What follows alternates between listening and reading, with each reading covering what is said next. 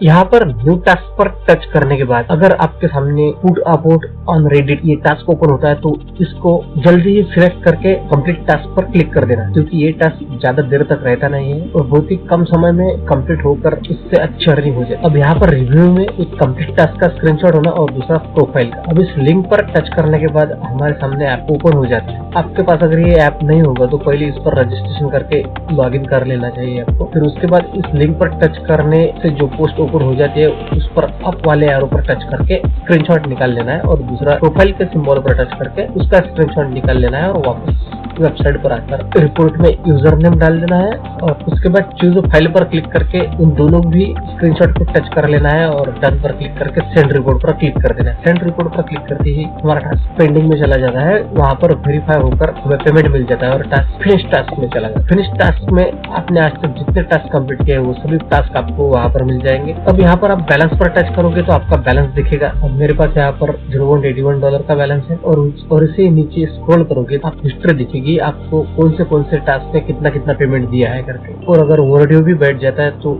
यहीं पर आपको दिख जाएगा, लेकिन कौन से टास्क का ओवरड्यू बैठा है वो आपको नहीं समझ में आएगा यहाँ पर। और उसके बाद अर्निंग पर टच करोगे तो यहाँ पर कितनी आपकी अर्निंग हुई है और विड्रॉल करने के लिए कितनी अमाउंट और चाहिए ये आपको दिखाया जाएगा और हिस्ट्री में आपने यहाँ से कितने बार विड्रॉल मिला है उसकी हिस्ट्री आपको दिख जाएगी। यहाँ पर आप देख सकते हैं मेरे को 4 टाइम यहाँ से पेड हो चुकी है अमाउंट। अब यहाँ से विड्रॉल करने के लिए आपको कितनी अमाउंट चाहिए और कहाँ पर कर सकते हैं। यहाँ से विड्रॉल करने के लिए आपको 3 डॉट पर क्लिक करके बैलेंस पर क्लिक करना है। बैलेंस पर क्लिक करने के बाद यहाँ पर आपको मिनिमम $1 की अमाउंट चाहिए विड्रॉल करने के लिए। अब यहाँ पर मेरे पास $1.03 की अमाउंट है। अब इस अमाउंट को विड्रॉल करने के लिए पेमेंट मेथड में सिर्फ 2 ऑप्शन मिलते हैं, लाइट कॉइन और पे। लाइट कॉइन में 0% फीस लगेगी और पेयर के अकाउंट पे विड्रॉल करने के लिए 3% की फीस लगेगी। यहाँ से पेयर के अकाउंट में ही विड्रॉल करना सही रहेगा। अब यहाँ पर वैलिड नंबर डालने के लिए हम सीधे जाएंगे पेयर के अकाउंट पर। यहाँ पर आप मेरे पेयर के अकाउंट में बैलेंस देख सकते हैं, $0 का बैलेंस है और यहीं से वैलिड नंबर को हम कॉपी करके वापस चले जाएंगे वेबसाइट पर और वैलिड के ऑप्शन में पेयर के अकाउंट नंबर को पेस्ट कर देंगे। पेयर के आईडी को पेस्ट करने के बाद पेमेंट मेथड में पेयर सिलेक्ट कर लेंगे और उसके बाद विड्रॉल पर क्लिक कर देंगे।